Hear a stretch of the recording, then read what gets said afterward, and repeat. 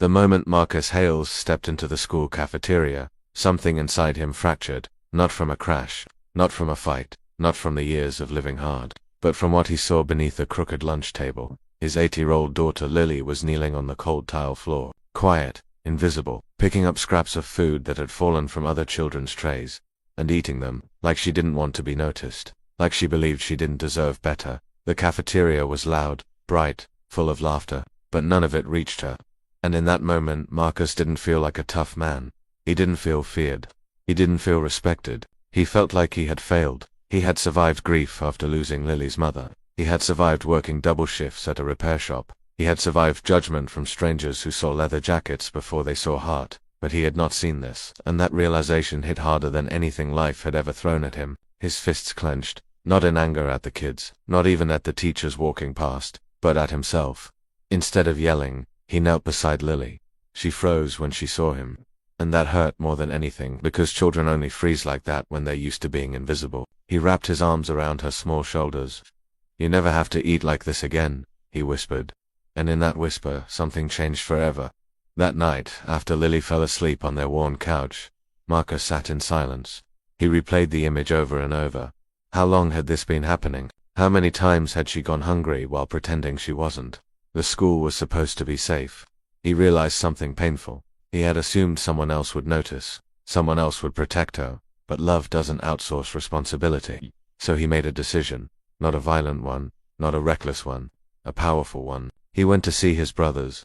The motorcycle club had been Marcus's lifeline after his wife passed away.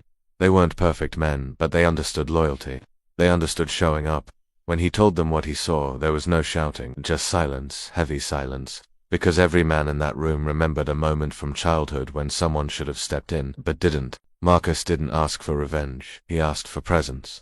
And presence is powerful. The next week, something unusual happened at the school. Motorcycles did not roar in. There were no dramatic entrances. Instead, one by one, men walked through the doors politely. Clean boots, calm faces, clear purpose. They signed volunteer forms. They asked how to help. They brought backpacks filled with snacks, new notebooks, winter jackets, no cameras, no announcements, just action. At first people whispered, then they watched. Then they noticed something undeniable. Every child was suddenly seen. The shelves that had been empty, restocked. The playground equipment, fixed. The after-school hours, supervised. And Lily, she stopped shrinking. She started eating full meals. She started smiling. The first time Marcus heard her laugh again, he had to step outside so she wouldn't see him cry. Because that laugh sounded like hope. What began as protection for one child became accountability for an entire system. Teachers began reviewing lunch policies, administrators implemented food security programs, parents volunteered more, not because they were forced, but because presence inspires responsibility.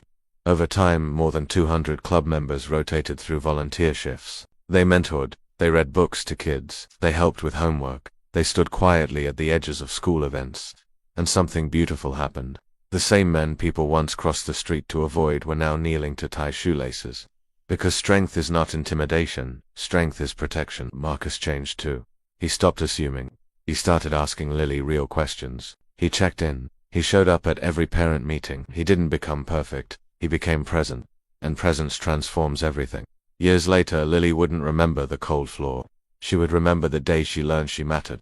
She would remember that when the world overlooked her, people stood up. She would remember that love doesn't always look polished. Sometimes it wears worn boots and carries a lunchbox. And Marcus, he would ride on knowing something powerful. Your past does not define you, your choices do. If this story moved you even a little, take a moment right now and comment, "I see you," because no child should ever feel invisible. And if you believe in second chances, in quiet strength, and in love that shows up when it matters most. Thanks for watching and subscribe to Vibe Central channel for watching more videos.